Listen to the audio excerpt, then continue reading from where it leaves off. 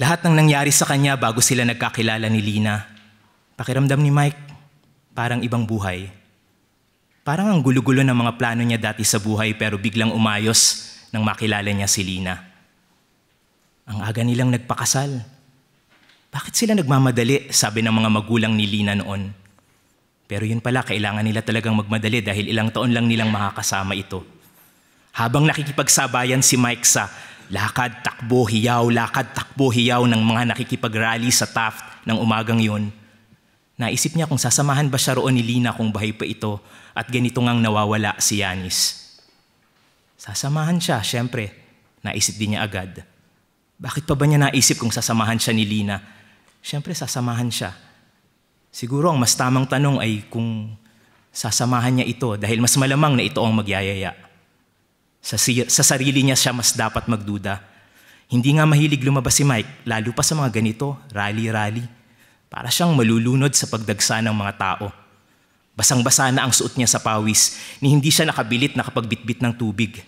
Bakit ba niya tinanggihan ng may volunteer na nag-alok ng mineral water kanina?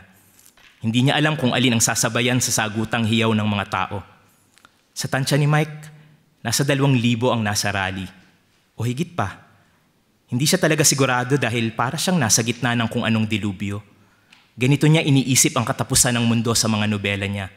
Nagtatakbuhan ang lahat para sugurin at pagbayarin ang kalabang salarin kung bakit wala na sila ngayong uuwian. Maliban sa na hindi na nga mga tao ang mga taong lumulusob sa mga nobela niya. Ano na sila? Ideya, sabi ng isang kritiko.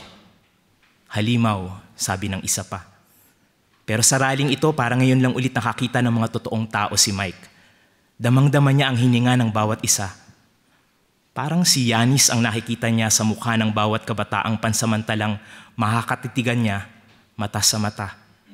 Hindi niya alam kung ngingitian niya ang bawat isa pero nginingitian niya ang lahat ng kaya niyang ngitian kahit alangan ng ngiti. Gumaganti rin ang ngiti ang mga ito, mas tiyak ng ngiti. Sa kababalik sa marubdob na paghiyaw, Marcos, Duterte, walang pinag-iba. Parehong tuta, diktador, pasista. Parang malalim na balon ng galit at pag-ibig ang pinagbubukalan ng boses. Pero pasaglit-saglit ding nagbibiruan at nagtatawanan. Minumura ang gobyerno, minamahal ang bayan, kinakantsawan ang isa't isa, kinakapitan ang isa't isa. Lakad, mabilis na lakad, takbo, ayos ng pila, takbo, lakad. At noon narinig ni Mike ang malakas na alarm. Pagkatapos, akala niya ay biglang bumuhos ang ulan tulad ng iniisip niyang dilubyo. Pero binobomba na pala sila ng tubig ng mga pulis. May mga kumakaripas ng takbo, naiwan ang mga tsinelas sa kalsada. May mga nanatili sa hanay.